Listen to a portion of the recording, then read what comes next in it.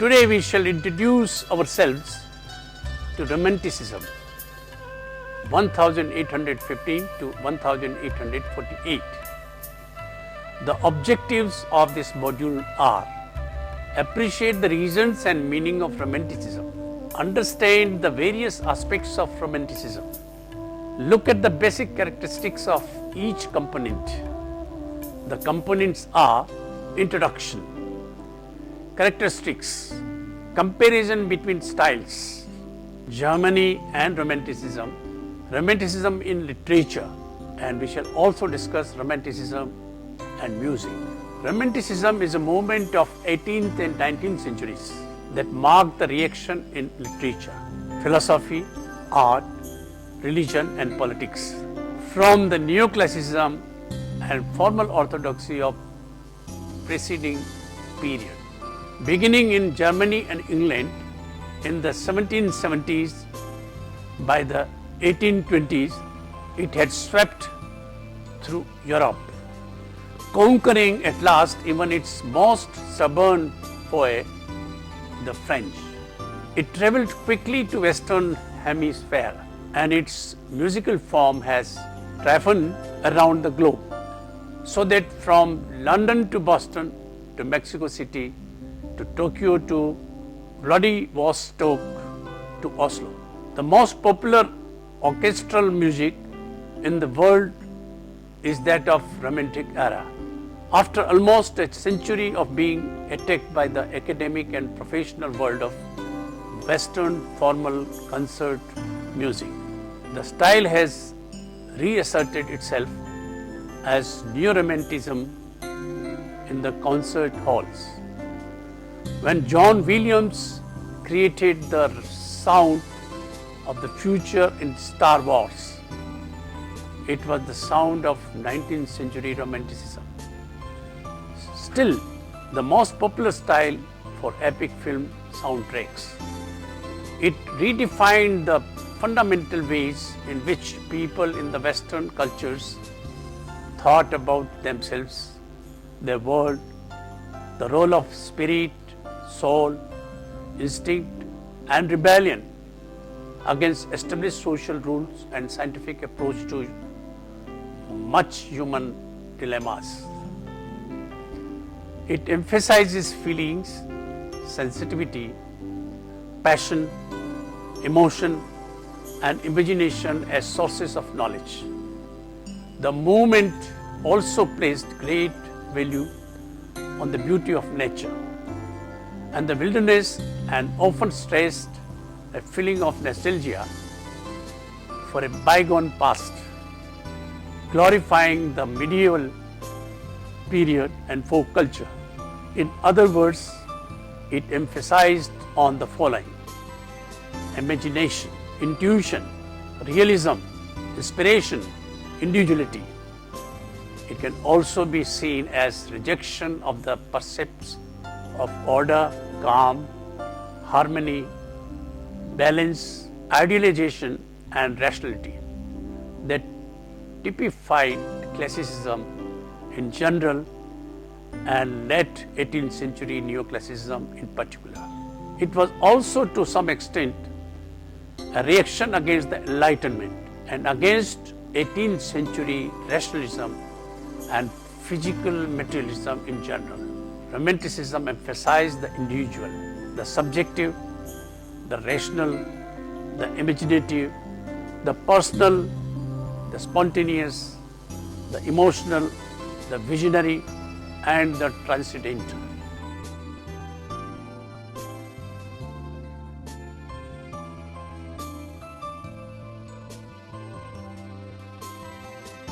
Romanticism characterized by the following: a deep appreciation of the beauties of nature, a general exaltation of emotion over reason and the senses over intellect, a turning in upon the self and heightened examination of human personality and its moods and mental potentialities, a preoccupation with the genius, the hero and the exceptional figure in general, and the focus on his passions and inner struggles. Individualism, the worth, value, and potential of inner self, essentially to democratic equality. A new view of artist as a supremely individual creator, whose creative spirit is more important than strict adherence to formal rules and traditional procedures. An emphasis upon imagination as a gateway to transcendent experience and spiritual truth. An obsessive interest in folk culture, rational and ethnic cultural origins, and the medieval era. A predilection for the exotic, the remote, the mysterious, the weird, the occult, the monstrous, the diseased, and even satanic. Exaltation of common people, possibility of higher purposes for all people. Common feeling or sentiments can be valued and refined as presence of divine or more than human feeling, or emotion more important than logic or experience. Anything you want you can have if you only want it enough. Quest for something greater, desire and loss, plus romance narrative, nostalgia, utopian thought, desire for a perfect community, escapism, disdain for human society beyond the sentimental range of the individual and the family. Though sometimes the narration or a people is romanticized. The romantic period has passed, but its style and values still thrive today in popular forms and familiar attitudes, e.g. belief in children's innocence and wisdom, youth as golden age, adulthood as corruption and betrayal, nature as beauty and truth, especially as the sublime. Heroic individualism, the individual separate from the masses, characters as symbolic types, desire or will as personal motivation, feeling and emotions take priority over logic and facts. Nostalgia for the past. Common people idealize as dependable source of true common sense, idealized or abstract setting. The Gothic as nightmare world of intense emotions. The Romantic age of evolution may also refer to liberating changes in the arts and literature, for instance, increasing use of everyday language, free verse, appeals to the common human feelings or emotions, and profound social and cultural changes that radically transformed everyday life. Urbanization, early industrialization, movements for equality, expanding markets and wealth for increasing number of people following the Enlightenment's institutionalization of constitutional government, free market economics and advances in science, medicine, hygiene and nutrition. The era of Romanticism also saw the artist as supreme, nature as the underlying concept of most works, nationalism gaining roots in art, and emotions of artists winning over his rationale. Romanticism and Classicism. In the previous module, we saw the Neoclassicism begin to talk about common people and exalted virtues of valor and heroism. It used stylistic features such as the use of diagonals, overall lighting, and had a complete canvas. So what is the difference between Neoclassicism and Romanticism? Is there any difference? Well, there are differences, subtle and big. One thing that we have to remember there is that neoclassical artists that we discussed in our previous module also belonged to the Romantic era. That is, they could paint in both styles. You will see that certain paintings can be looked upon through both the lenses. Also the painters will be common, but let us look at the differences between the two styles first. In most cases, the differences between the two are starker in theory than in practice. There are a number of differences between Neoclassicism and Romanticism, but the biggest tend to center on style, thematic focus, and the influence of emotion.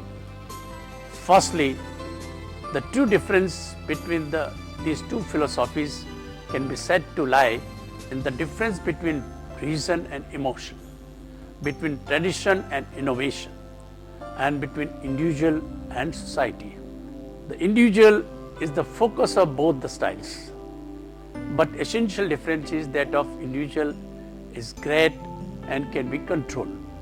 Romanticism showed the individual as enjoying nature, getting inspired by it, and his passionate emotions are of importance rather than heroism and valor. Another area in which the two styles diverge is Romanticism's focus on emotion and sentiment rather than reason. It might be safe to say that these two movements are like the two sides of the same coin. Neoclassic paintings and sculptures are calm and rational. Neoclassic paintings and sculptures are calm and rational. Neoclassic art pays attention to detail because of straight, hard-line structures in paintings and sculptures. There is very little color and brushstrokes are not visible. Neoclassic art is moral and inspirational. You feel the divine in the classic art. Generally, figures in the neoclassic art will be in the foreground. Romantic paintings and sculptures value imagination and intuition. Most of the images from the Romantic period in art lend from nature and Middle and Far East for inspiration, and you see characteristics from the Baroque and the medieval. Romantic art and sculpture is subjective, does not conform, and is spontaneous. You will also see a lot of violence depicted in Romanticism. Curvy lines, visible brushstrokes, deep rich colors. You see more than shades of blues and yellows. Romantic art is very dramatic and you are drawn into the paintings. The figures of Romantic art are very crowded and generally have a zenith. Romantic painters and sculptors tended to express an emotional personal response to life, in contrast to the restraint and universal values advocated by neoclassical art. Romantic art did not displace the neoclassical style, but rather functioned as a counterbalance to the latter's severity and rigidity. Although Romanticism declined about 1830, its influence continued long after. Look at this chart of comparison now. It is a comparison between Neoclassicism, Romanticism, Realism and Modernism. And now, let us understand better with comparing these two paintings, one of the Neoclassical and the other of Romantic period. In this figure, this quintessential neoclassical painting was inspired by the 17th century drama Horace, a Roman hero, and goes back to Roman history with morality tales. The three sons of Horace are pledging an oath to the state, symbolic of the men's stoic willingness to sacrifice themselves for the state, with the women's emotional commitment to family ties. The sword is the vanishing point, which is very symbolic. Also, the composition is a classic pyramid, divided into three compartments. The women are shown weak and the children are frightened. The painting was a royal commission, and during the ages of reason, the world could be known through study, and a painter could paint a rational painting that could change the world. In this figure, the romantic painting chronicles Napoleon's military campaigns. Romanticism is seen in the use of elements such as dramatic, lighting, emotionally stimulating elements. Main action is meant to incite veneration, not republican values. At the center of a small group of soldiers and a doctor, Napoleon calmly reaches towards the source of one of the victims. The image of Christ-like figure healing the sick with his touch, consciously intended to promote him as semi-divine. Also, this painting is an idealized account of an actual incident, much like Napoleon crossing the Alps. In the module 23, the arches here are inspired by the previous paintings. Germany and Romanticism. The movement began in Germany, where it was motivated largely by sense of world weariness, a feeling of isolation, and a yearning for nature. Later, romantic tendencies also appeared in English and French painting. The roots of philosophical Romanticism can be found in the work of Jean-Jacques Rousseau and Immanuel Kant. Rousseau, who is credited with the idea of the noble savage, uncorrupted by artifice and society, thought that civilization fills man with unnatural wants and seduces him away from his true nature and original freedom. Kant's theory of transcendental idealism posited that we do not directly see things in themselves. We only understand the world through our human point of view. The German idealists who followed on from Kant and adapted and expanded his work with their own interpretations of idealism can all be considered romanticists in their outlook. Among these, the most important were John Gottlieb Fichte, Friedrich Schilling, George Wilhelm Friedrichs, Hegel, and arguably Arthur Schopenhauer. Hegel was perhaps the most influential of the German idealist philosopher, and his idea that each person's individual consciousness or mind is really part of idealism had far-reaching effects.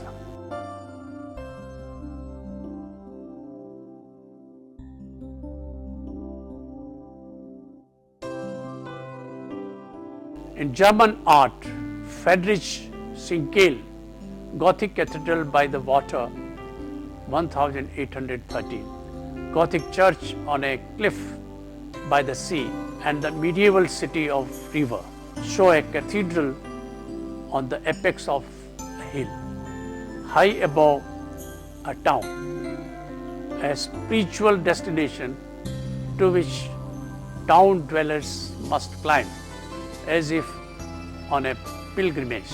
It epitomizes the romantic notion of Gothic cathedral as an emblem of German national unity and spiritual renewal. The image must be read as a romantic allegory and not as an accurate architectural perspective.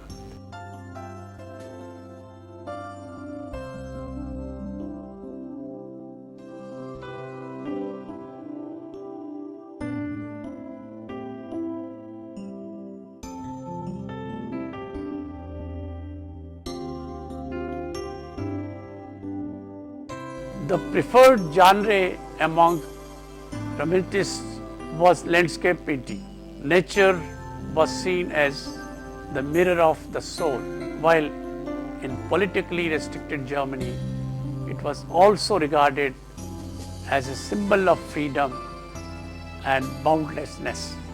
Thus, the iconography of romantic art includes solitary figures set in the countryside, gazing longingly into the distance, as well as vanitas motif such as dead trees and overgrown ruins, symbolizing the transience and finite nature of life. This painting by Friedrich is about the relationship between man and nature. It also suggests at once mastery over landscape and the insignificance of the individual within it.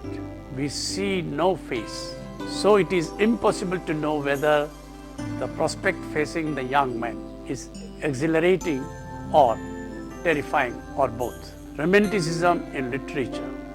Romanticism, initiated by the English poets such as Coleridge and Wordsworth, as well as Blake, Keats and Shelley, was concentrated primarily in the creative expression of literature and the arts. However, the philosophy and the sentiment characteristics of the Romanticism movements would spread throughout the Europe and would ultimately impact not only the arts and humanities, but the society at large, permanently changing the ways in which human emotions, relationships, and institutions were viewed, understood, and artistically and otherwise reflected. The Enlightenment was the name given to the period that preceded the Romantic age, and it is in understanding the key features of the Enlightenment that one can best understand how the characteristics of Romanticism came to be, how they differed so radically from those of the industrialized era.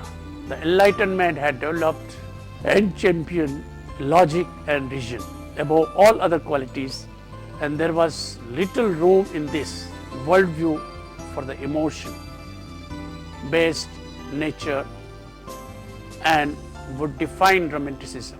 According to the Enlightenment view, people and their relationship, roles, institutions, and indeed their whole societies could be understood best if organized and approached with a little scientific perspective. However, some of the earliest and most profound writings of the Romantic period were not the poems themselves, but manifestos and discourses on the nature of human beings and creative expression, such as Coleridge's Biographia Literaria, Shelley's Defense of Poetry, and Wordsworth's Preface to Lyrical Ballads. In these three exemplary prose pieces, the Romantic poets promote their vision of what poetry and by extension society should be. These ideals of Romanticism, first articulated by the English poets, spread to the other artistic genres, including music and visual arts, such as well as to other countries. For these countries, which had not yet coalesced in terms of their own national identity, the Romanticism offered a creative framework for defining and expressing what was unique to that region. For Romanticism was inherently creative and imaginative, inviting its adherents to envision possibilities that might never have been entertained before. Romanticism and music. In the wake of Romantic revolution in literature came a similar revolution in music. About 1820, Beethoven began to write passionate compositions which often threatened to burst asunder the classical forms in which he worked. His 1824 Symphony No. 1 is notable not only for its length and complexity, but for the fact that he introduced vocal, soloist and chorus into the fine movement, as if the purely instrumental form of the classical symphony could not express all that he felt. After this radical departure from tradition, many composers felt free to experiment. Beethoven is also significant in the history of music for being the first composer to earn his living directly from his own work without being subsidized by a church or aristocrat. He benefited from the emergence of a new bourgeois audience which could afford to buy tickets for Beethoven's concerts. With the money he received from lessons, from sale of his compositions, and from his public performances, Beethoven was able to survive, if not to prosper. This was a crucial factor in allowing him to express his extreme individualism, rejecting the role of artistic servant, within which even giants like Haydn and Mozart had been confined. He could write as he pleased and challenge the public to follow him.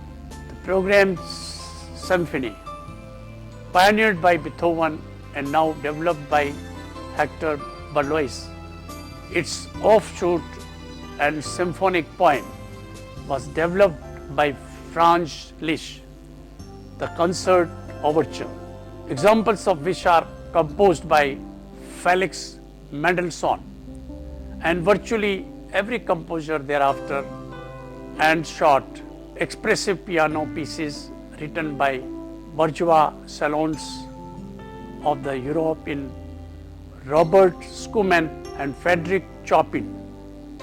Italian operas were composed in bel canto traditions, and these led directly to the masterworks of Giuseppe Verdi, while the idea of German music drama was established by Richard Wagner. For inspiration, many romantic composers turned to the visual arts, to poetry, drama, and literature, to nature itself, using the classical forms of sonata and symphony as a starting point.